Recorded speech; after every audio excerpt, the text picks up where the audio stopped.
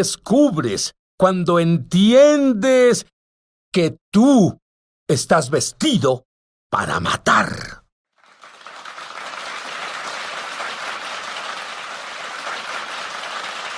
Y nosotros los judíos tenemos una palabra, es meshuga, y significa loco.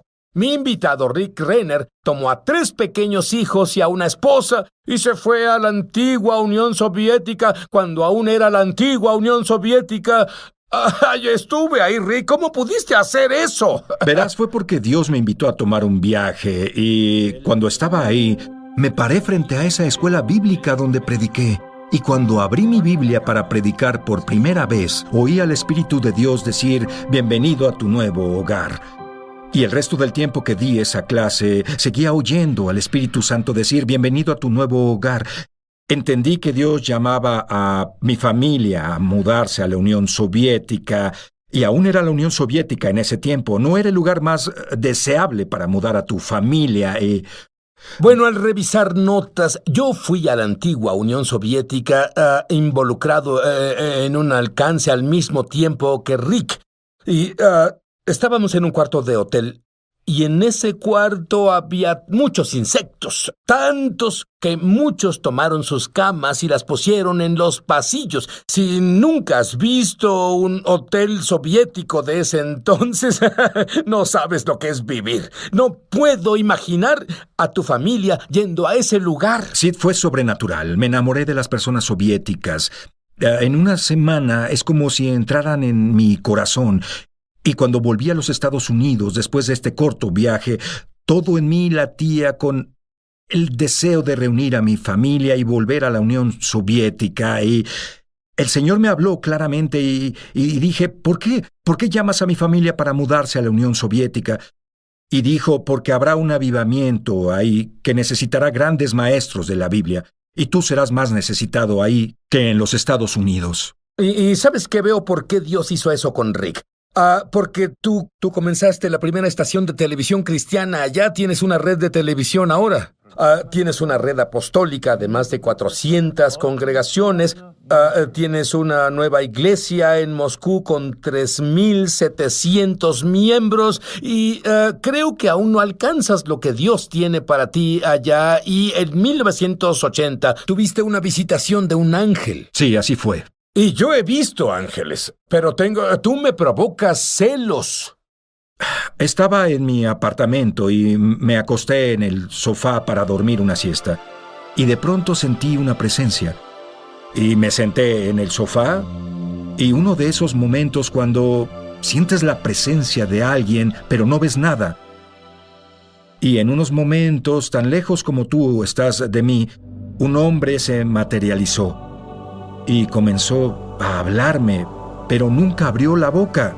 Fue una comunicación no verbal. Y él dijo, soy un hombre de la presencia del Señor. Pero eso iba de espíritu a espíritu. Bueno, iba de espíritu a espíritu o mente a mente. En realidad, realmente, no sé, él pensaba algo y yo recibía el pensamiento. Y comenzó a hablarme sobre mi ministerio. Y que mi ministerio sería uno temporal y que yo en particular sería enviado con las personas que habían sufrido. En ese tiempo en particular, Denise y yo no estábamos casados. De hecho, Denise aún no estaba en mi vida. Así que mi vida comenzaba y yo ciertamente no tenía pensado mudarme a la Unión Soviética. Un mapa apareció frente a mí que llenó todo el cuarto, y el mapa entero se sacudía violentamente. Y este ángel comenzó a comunicarme que mi ministerio estaría localizado en una parte del mundo donde serían violentamente sacudidos y con muchos cambios. Y de los últimos tiempos. Y ciertamente eso es lo que tenemos. 1985, otra visitación. Sí. Pero esta vez de Jesús. ¿Qué pasó? Me despertó a medianoche y fui al cuarto de atrás de la casa. Y comencé a orar en lenguas.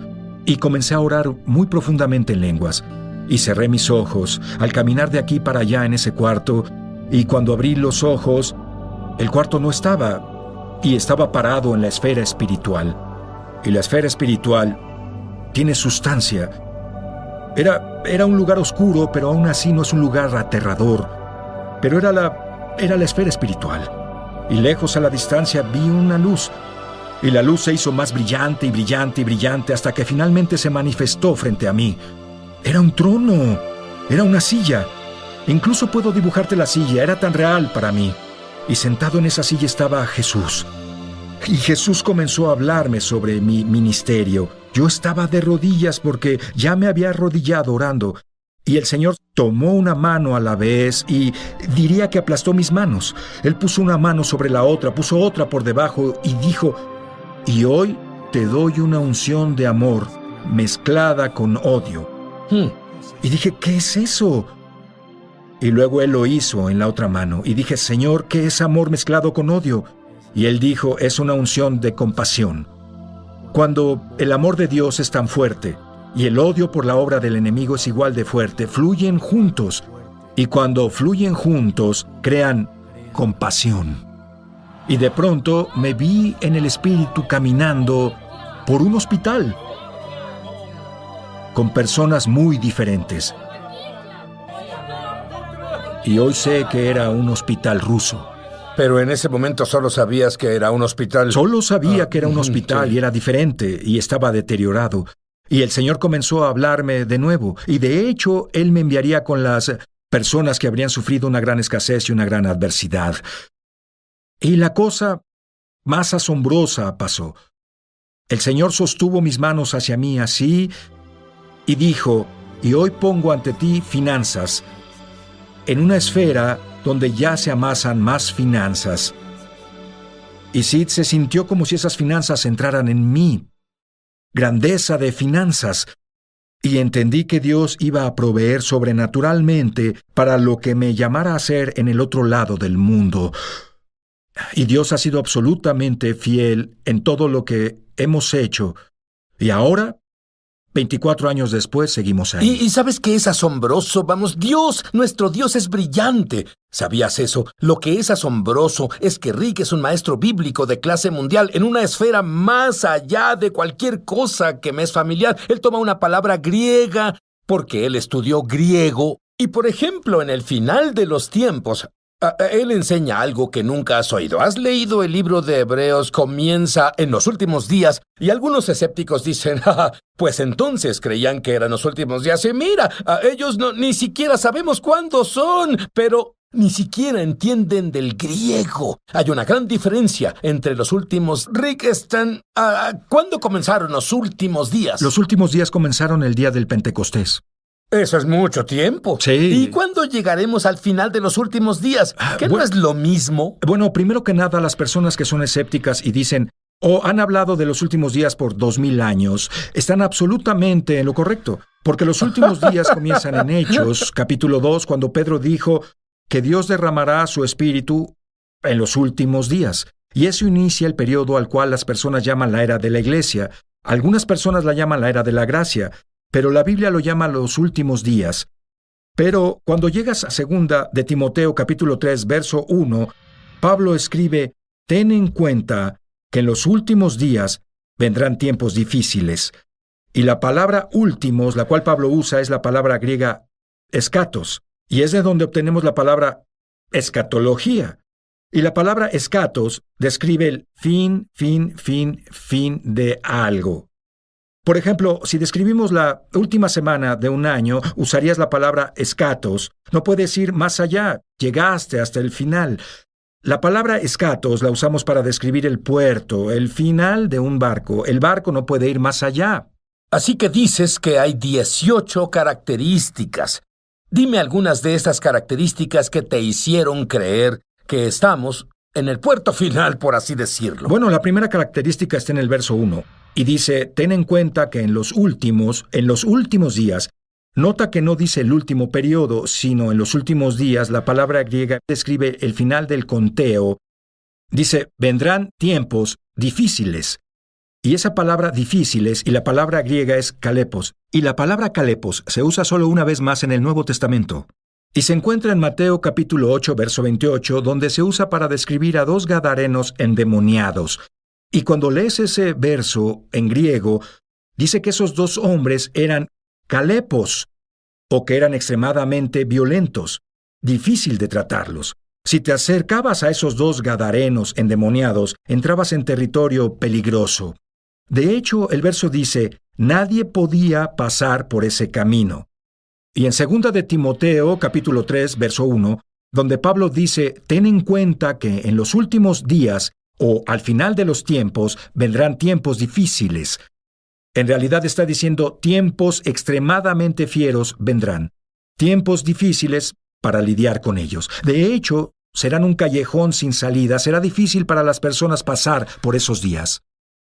Podríamos tener, lo que leo en los periódicos, es que en África entran en las escuelas de niñas y raptan a esas niñas y las están vendiendo como a esclavas sexuales. Es más, están cortándole la cabeza a las personas y hacen videos. ¿Podría ponerse peor que eso?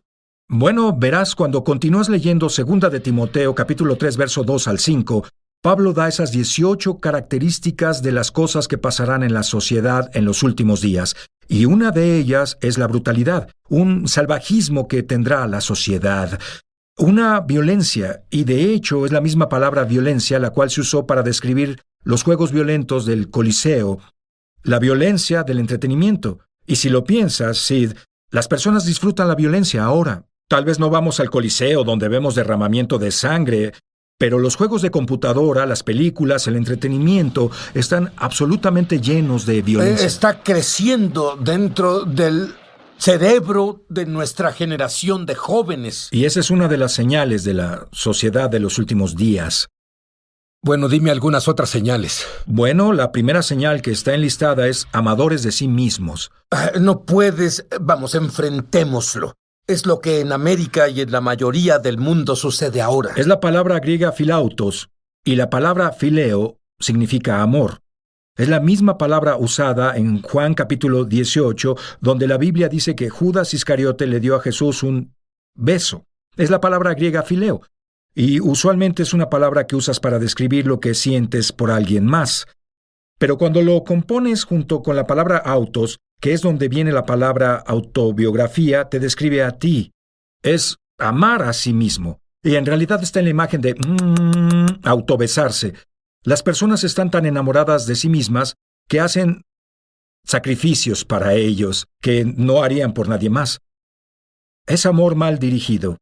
Y del amor mal dirigido vienen otras fallas, las cuales vemos en la sociedad de los últimos días. ¿Cuánto más puede empeorar? Bueno, será muy oscuro. De hecho, la Biblia dice, Pablo habló a Timoteo sobre esto, dice, malos hombres y engañadores irán de mal en peor. Y la buena noticia es que estamos ungidos para estos tiempos. Bueno, eso era lo que te iba a preguntar, porque vamos a leer esto en la Biblia, específicamente en griego, te espantaría mucho. ¿Y qué le dirías a alguien que teme vivir en los últimos días, el puerto final, el final de los días? Diría que las Escrituras no se escribieron para asustarnos, se escribieron para prepararnos. Estos versos fueron escritos para que pudiéramos aislarnos de lo que está pasando en la sociedad. Por ejemplo, si sabemos que el narcisismo es una característica primaria de los últimos días, entonces debemos trabajar en amar a otros y amar a Dios. Si sabemos que la avaricia es un pecado importante de la sociedad en los últimos días, entonces debemos trabajar en dar, debemos voltear a esos versos y debemos trabajar en lo opuesto a esas cosas. Pero ¿sabes lo más importante que dijiste? Él dijo, fuimos creados para vivir en este tiempo. Está en nuestro ADN espiritual y Dios nos confía esto. Voy a decirte otra cosa. Cuando conozcas la revelación de Rick de la palabra sobre el apóstol Pablo, quien pasó mucho tiempo en prisión y observó a los romanos, guardias en sus uniformes, y luego escribió en el libro de Efesios lo que significaban. Y una vez que comprendas todo esto, estás vestido para matar. Ya volvemos a su programa Es Sobrenatural. Llama gratis ahora en los Estados Unidos, Canadá o Puerto Rico al número que está en pantalla para recibir el libro ungido de Sid Roth, Sanidad Sobrenatural, por una donación de $15. Fuera de Estados Unidos son $10 adicionales para gastos de envío. Pide la oferta número 1346. Fuera de estas áreas, entra a www. Estamos de regreso a su programa Es Sobrenatural. Estoy aquí con Rick Renner. Rick dice que estamos vestidos para matar.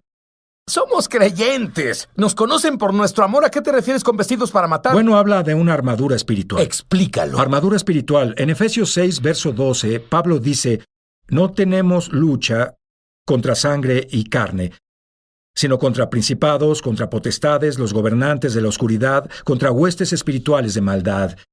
Y si en ese verso es casi como si el apóstol Pablo tuviera una revelación, y de pronto la esfera espiritual fuera partida y él pudiera ver dentro de esa esfera y cómo el reino de Satanás está militarmente alineada. Y él vio que en el reino de Satanás había principados, luego había poderes, había gobernadores de las tinieblas de este siglo, y luego había demonios de nivel más bajo, que son huestes espirituales en las regiones celestes despachados a nuestra atmósfera. Y la única forma en que podemos resistir a esos demonios bajos despachados a la atmósfera es cargando y caminando con toda la armadura de Dios.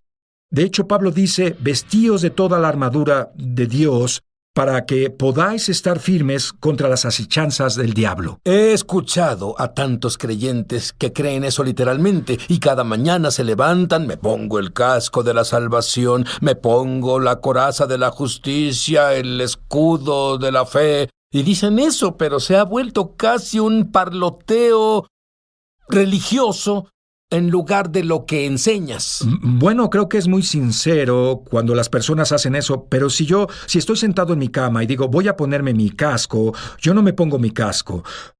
La Biblia dice claramente, esta es toda la armadura de Dios, y de Dios en griego significa que la armadura viene de Dios. Y que la única forma de poder caminar habitualmente en la armadura de Dios es si caminamos con Dios, porque esta sale de Él. Es un resultado de una relación con Dios. Cuando leo lo que enseñas sobre las diferentes partes de la armadura, cuando un soldado romano en realidad se preparaba para matar, y cuando tenemos la armadura, ya no estamos indefensos contra el diablo. Dime, toma un par de las piezas de armadura y dime qué significa y qué era en el mundo natural y qué es en el espíritu. Bueno, tenemos lo que se llama el escudo de la fe. Y Pablo se refiere al escudo de un soldado romano. Y había dos clases de escudos. Había uno pequeño, redondo y decorativo, el que cargaban en un desfile. Pero nunca usaban ese para defenderse. Era solo un escudo decorativo. Pero el escudo que un soldado romano usaba cuando estaba en batalla viene de la palabra griega thureon, que es la misma palabra para una puerta alargada. Si tuviéramos que elegir una puerta en este edificio, sería la palabra thureon, y es la misma palabra para un escudo romano. ¿Y qué pasó? Así es cuando un soldado romano entraba en la infantería, lo medían. Y esto es muy importante porque Romanos capítulo 12, verso 3 dice, Dios repartió a cada hombre una medida de fe. ¿Qué es la medida? Ellos medían al soldado romano de lado a lado, de pies a cabeza, y hacían el escudo para su tamaño, y así estaba cubierto de lado a lado, y estaba cubierto de pies a cabeza. Si tenías un escudo, estabas completamente cubierto. Así que cada uno tenía uno hecho a la medida para sus necesidades. A la medida. Y los hacían de madera y piel. Y tomaban la piel y la metían en agua y la saturaban para que las flamas que la golpearan se apagaran. Apagaban el fuego. Y así nuestra fe ha sido saturada en la palabra de Dios. Y cuando nuestra fe es saturada con la palabra de Dios, se vuelve una fuerza que el enemigo no puede penetrar. Y sabes, Rick, me gustaría pasar todo el tiempo, si lo tuviéramos, el día entero, hablando sobre esta armadura, porque, verás, cuando entiendes, en realidad entiendes de lo que Pablo hablaba, te das cuenta cuánta protección Dios nos ha dado. descubres que literalmente estás vestido para matar. Dijiste que la mente es tan importante. ¿Orarías por las personas para que su mente sea renovada en la palabra de Dios ahora mismo? Lo haré porque la mente es donde principalmente sucede el ataque. Así que, Padre, en el nombre de Jesús, oro, Señor, por las personas cuya mente está bajo asalto. El enemigo trata de pavimentar un camino en sus mentes y bombardearlos con mentiras sobre su autoimagen, sobre su salud, sobre sus matrimonios. Y Padre, oro para que todos oigan la palabra de Dios y que todas esas mentiras sean arrancadas y sean quitadas de sus mentes en el nombre de Jesús. Amén. El diablo viene a ti como un león rugiente. León. ¿Cómo un león rugiente? Pero tú tienes el escudo de la fe. Tú tienes la espada del Espíritu. Tú estás vestido para matar. Tú eres más que un vencedor.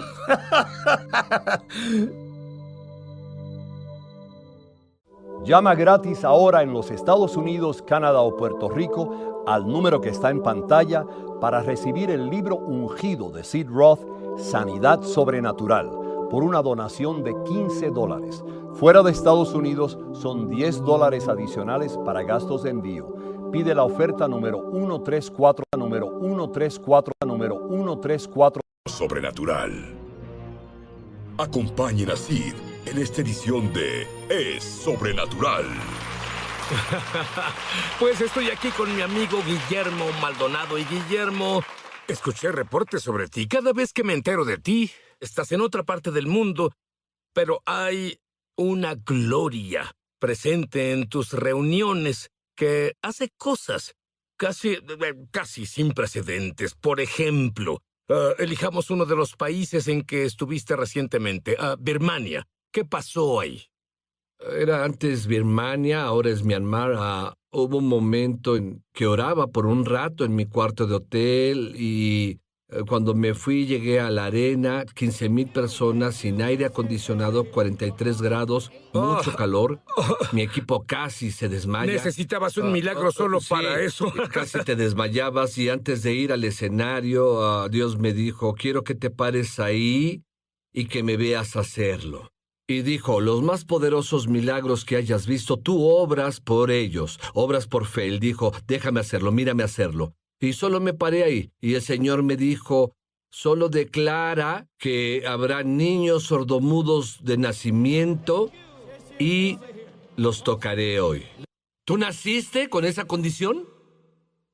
Lo revisamos aquí, era sordo por completo. El poder de Dios vino sobre su oído y ahora puede oír.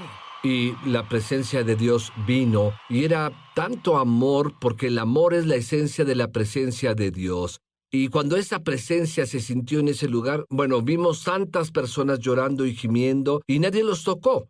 Así que les pedimos sus testimonios.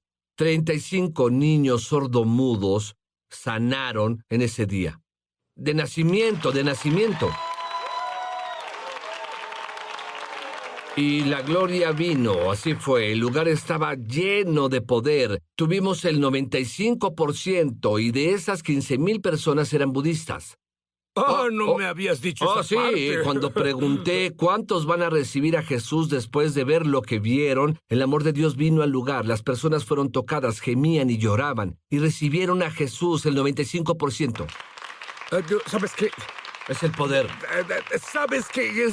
Para mí Sí. es invaluable, es asombroso. Lo que él acaba de describir está disponible para todos nosotros. Sí. Y no solo está disponible, Dios quiere que operes en la gloria. Sí. Es tuyo. Sí. Es tu herencia. Sí, Te pertenece. Sí. Dime de otro país. Fui a México, acabo de volver hace 3 semanas. Hablé con alguien que estuvo en tu reunión allá Sí. y ¡wow! Y todo lo que diré es ¡wow! Sí, estudié en mi casa, lloré por horas, y no lo digo por tantas cosas, pero oré.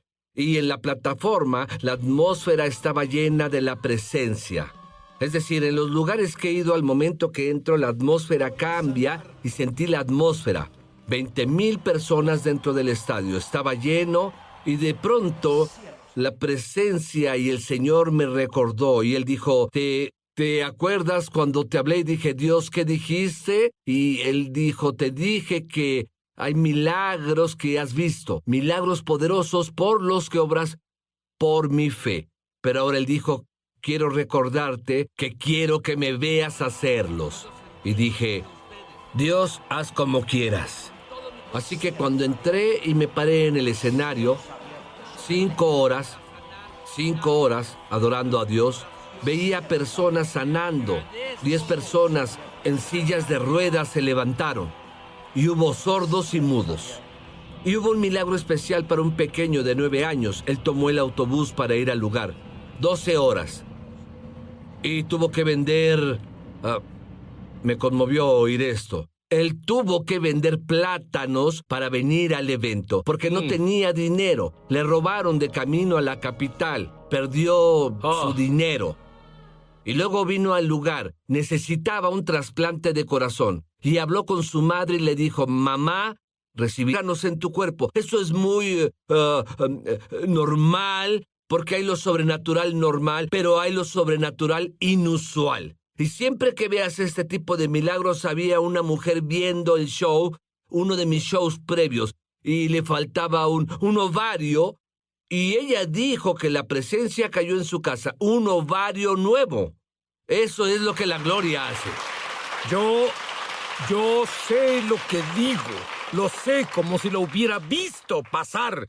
Yo sé que en este mover de Dios que ya está aquí, el hombre promedio y la mujer que conozca al Mesías harán exactamente lo que Él hizo. Y no estará en un show de televisión, porque será lo normal para las personas que tienen la gloria de Dios en ellos. Ahora, muchos de ustedes, muchos oraron. Si eres honesto, vieron pocas oraciones respondidas. Y muchos también se rindieron o piden que otros más dotados oren por ellos. Muchos enfermos vieron a demasiados de sus amados morir y ahora confían más en doctores o la medicina. Guillermo recibe respuesta a todas sus oraciones. Tengo una pregunta para ti y luego quiero decir algo. Sí. Y la pregunta es lo que describiste. Si no tuvieras una vida de oración, ¿eso habría pasado? Para nada. Y te explicaré por qué.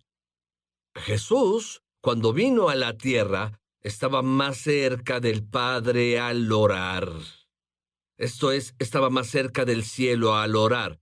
Así que si lees en la Biblia, ves a Jesús. Los discípulos le pidieron una vez, nunca le pidieron a Jesús, danos más fe, o danos más unción, o danos más poder. Ellos pidieron, enséñanos a orar. ¿Y cuál fue la razón? Porque vieron el resultado, vieron que Jesús pasó, Dios mío, siento la presencia, Dios, Él pasó horas en oración. Pero muchos creyentes no pueden o no quieren eso, o no les da la gana. Están cansados y solo quieren... La razón es que no estás dispuesto porque aburre, es aburrido. Porque no tienes una relación cercana. Muchos no tienen una relación cercana con Dios. Debemos entender primero que nada, Jesús enseñó en el Padre Nuestro. Dijo, cuando ores, di Padre Nuestro que estás en el cielo. Significa que hay una conexión. Esto es importante. Bien, así que Jesús estaba cerca del Padre al orar. Dice que oró toda la noche. Le dije a Dios un día, ¿a qué te refieres con orar toda la noche? ¿Se necesita orar toda la noche? Él me dijo, hijo, hay oraciones que puedo responder de inmediato. Hay unas oraciones que dependen de lo que creas, que deben acumularse y Dios verá una acumulación. Es decir, el Señor me dijo, si dices una oración en mi voluntad, ninguna de esas oraciones, no perderás ninguna oración. Es decir, oí tus oraciones y van a pasar. Y luego me dijo, esta es la temporada cuando responderé todas las oraciones, toda petición del pueblo. Entonces hay un punto crítico que tiene que ver... Hay una acumulación. Si hay acumulación, Pero hay algo extra que es la temporada Cierto. del punto crítico. Cierto, es esta temporada y hay muchos sentados ahí que preguntan, bueno, yo oré y nada pasó, pero hay una clave para que tus oraciones sean respondidas rápidamente. Y ahora. Y ninguna oración fue desperdiciada. Sí. Bien, rápido. Número 1. La Biblia dice, Primera de Juan, si pedimos conforme a su voluntad, Él nos escucha. Y si nos escucha, tendremos la petición que hicimos a Dios. Pero ahora, cada oración en mi vida propia ha sido conforme a la voluntad de Dios. Cada oración que hago es el patrón.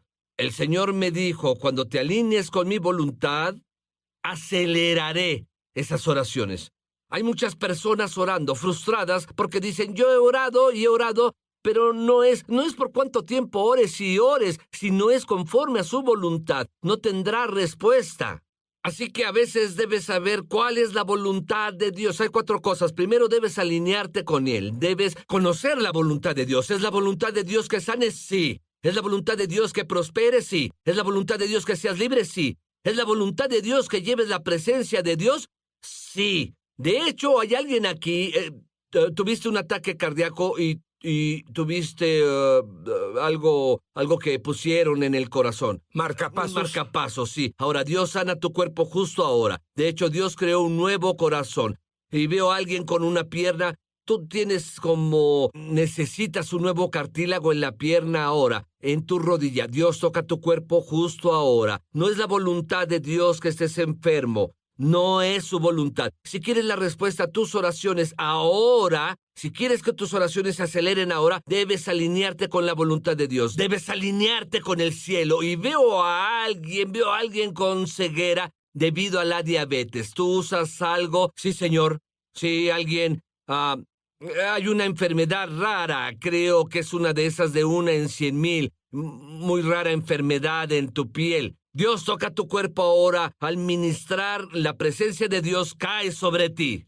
Yo quiero que tengas tanta hambre como para entrar al lugar secreto. Sí. Ese lugar secreto del que habla la Biblia. Y pocos cristianos están entrando ahí. Y te diré eso que hacía que Jesús, después de ministrar todo el día y estar cansado, pasar despierto toda la noche y aún tenía energía, Vamos. era porque iba al lugar secreto. Sí. Quiero que Guillermo me diga cómo él entró al lugar secreto. Y cuando Guillermo, antes de volver, y dije, veo a gente promedio que ve el show ir a hospitales, en la sala de amputados y despejar todo el lugar. Eso es lo que veo.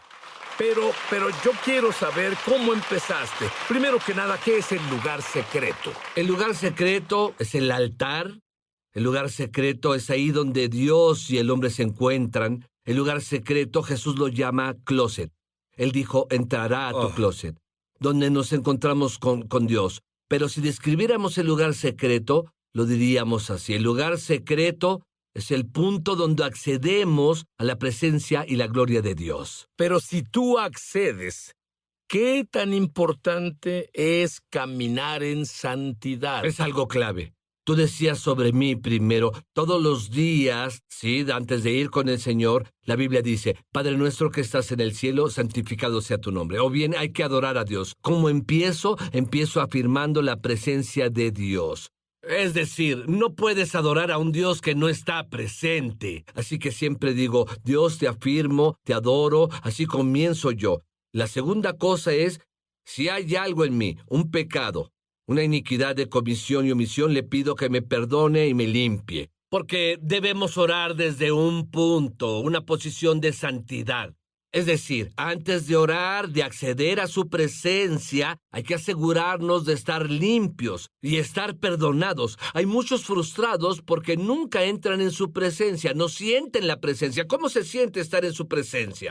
¿Es visible su presencia? ¿Qué es? ¿Es para todos los creyentes? Sí, lo es. Pero debemos entender que antes de entrar en la presencia de Dios, no debe haber ninguna iniquidad. Porque la Biblia dice, tus iniquidades fueron obstáculo para que oiga tus oraciones. ¿Qué es una iniquidad? Una iniquidad es una perversión moral. Una iniquidad es algo que es una mezcla de lo carnal, lo demoníaco y el hombre. Esa es una iniquidad. Hay leyes en el reino. Hay leyes en el reino. Debemos entrar en las leyes del reino. Lo que digo es que Dios requiere el protocolo del cielo, y es este. Debes afirmar a Dios en alabanza y adoración antes de comenzar a orar. Así es el protocolo. Es decir, no vas con una larga lista. Dios, pido esto, pido lo otro. Es lo negativo del creyente. Y se frustran porque nunca alinean sus oraciones con la voluntad de Dios. Número 2, Él dice, que estás en el cielo, santificado sea tu nombre. Y luego viene la parte del perdón. Es decir, ahí es donde debemos ir con Dios a limpiarnos con la sangre de Jesús. Lavados por la palabra y luego pedimos la presencia. Ahora, desde ahí, en mi propia vida, el siguiente paso es, bien Dios, estoy en tu presencia. Yo acceso con la oración. La oración es uno de los medios para acceder a la presencia de Dios. ¿Cómo sabes? ¿Por qué sentirás la presencia? La Biblia dice... Para quien nunca ha sentido la presencia de Dios, ¿cómo se siente? Bien, por ejemplo, lo describiré para ti. Por ejemplo, siento algo como la lluvia cayendo sobre mí. A veces el hombre, Job, lo describió como escalofríos en tu cuerpo. Porque sí, una de las características de la presencia es visible, es tangible. En otras palabras, la nube es tangible. Y cuando la presencia, todos saben cuando la presencia está ahí. Pero te diré algo. Solamente cuando no siento su presencia es porque hay algo mal en mí. Dios me corrige. Por eso no permite que sienta su presencia, porque quiere corregir esa área. Pero cuando estoy bien con Dios, cuando estoy en santidad con Dios, puedo acceder a su presencia. Pero esto es tan poderoso, ¿sí? Porque estando en la presencia de Dios, muchos dicen, sí, estás en la presencia y adoras y la sientes, ¿y luego qué? No es el final. Porque cuando accedes a la presencia, debes verte a ti mismo en su presencia. Número 2, después de... Discúlpame, déjame aclarar. ¿A qué te refieres? Dime, ¿qué visualizas? Bien, Dios está en su trono. Ajá. Tú estás frente a Dios. Tienes una audiencia con Dios. Muy bien. Quienes nos ven, cada vez que oran, tienen una audiencia con Dios Todopoderoso. Luego, cuando entran en la presencia, tú dices, bien, siento la presencia, la siento los escalofríos y todo eso. Espera, no es el final. El Señor me dijo una vez, cada vez que accedas a mi presencia al orar, Él dijo, te vuelves un portador de mi presencia. ¿Qué significa la palabra presencia? La palabra significa atmósfera. Un significado de presencia es atmósfera, es decir, siento la presencia al decirlo, sales de esa presencia de Dios por la oración. ¿Quién no oraría si eso es lo que va a pasar? Sí, pero escucha esto. Sales cargando una atmósfera. ¿Qué atmósfera? La atmósfera de Dios. Estuve en un ascensor y cuando entré en el ascensor las personas maldijeron. Los demonios gritaban. Y luego dijeron, ¿qué cargas? Soy portador de la presencia. Pero no solo yo. En cualquier persona que entra a la presencia de Dios en oración, te volverás un portador de la presencia de Dios. Voy a estadios, Sid. Estadios llenos de personas. Y al momento de entrar, la atmósfera cambia. No por mí, porque soy portador de la presencia de Dios.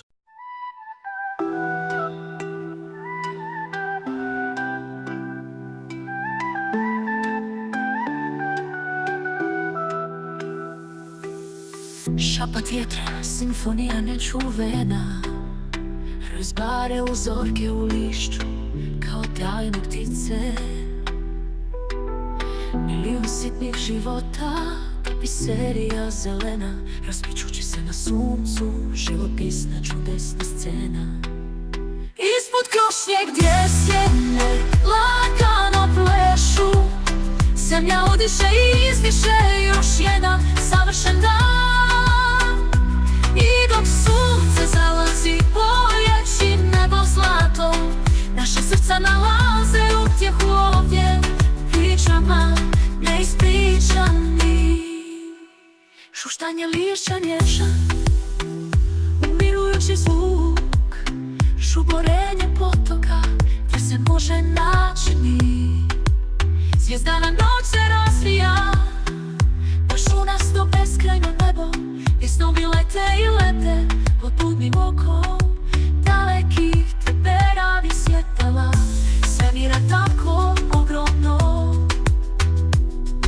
odražavajući se u jezerima, odraz kojeg ne shvatiti. Ispod krošnje gdje sjene lagano plešu, zemlja udiše i izdiše još jedan savršen dan. I dok sunce zalazi bojeći nebo zlatom, naša srca nalaze utjehu ovdje pričama neispričanih. Ciklus godišnjih doba, bezvremeni, beskrajni ples, podsjetnik na naše mjesto u ovom eterijalnom transu. Od zimskog ledenog stiska do ljetnog bujnog cvata, nježna ruka prirode vodi nas kroz dan i kroz tugu. Ispod krošnje gdje sjene lagano plešu, zemlja udiše i izdiše još jedan savršen dan. I dok sunce zalazi bojeći nebo zlatom, naša srca nalaze utjehu ovdje u pričama neispričanih. O djeci i divne, zauvijek u našim dušama. Zato mnogi tacu koji nas čini cijelotima.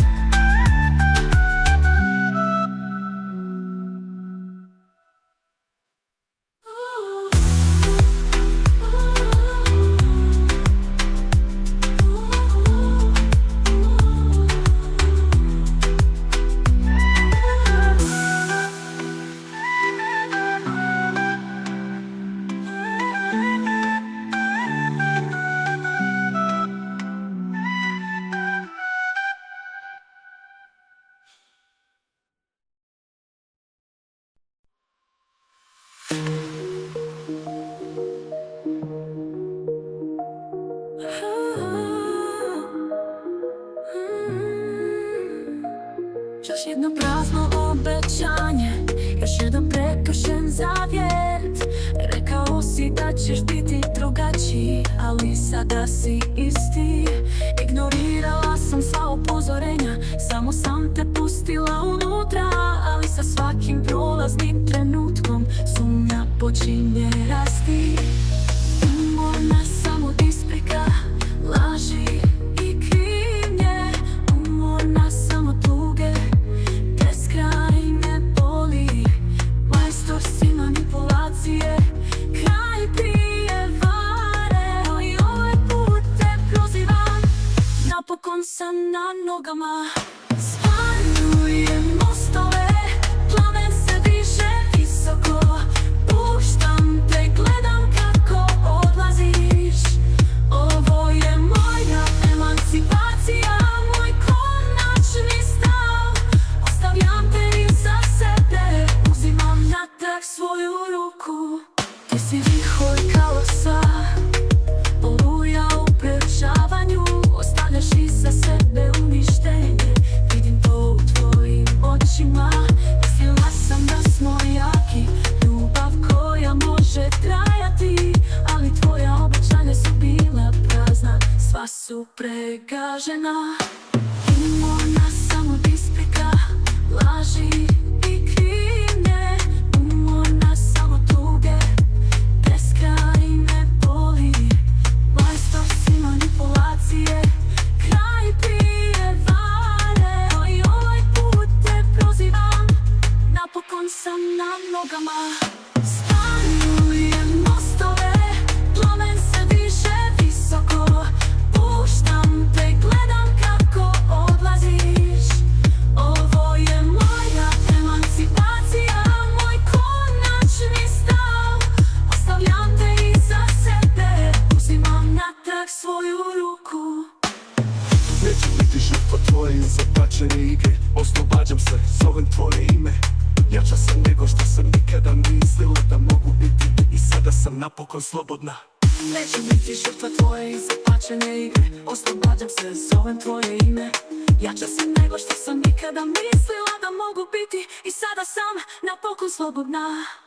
Spaljujem mostove, plamen se diže visoko. Puštam te, gledam kako odlaziš.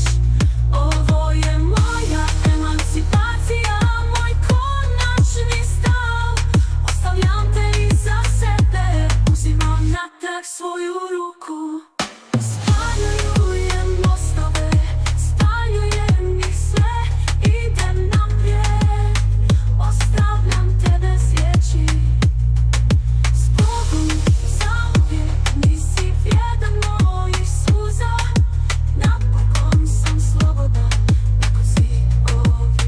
wina.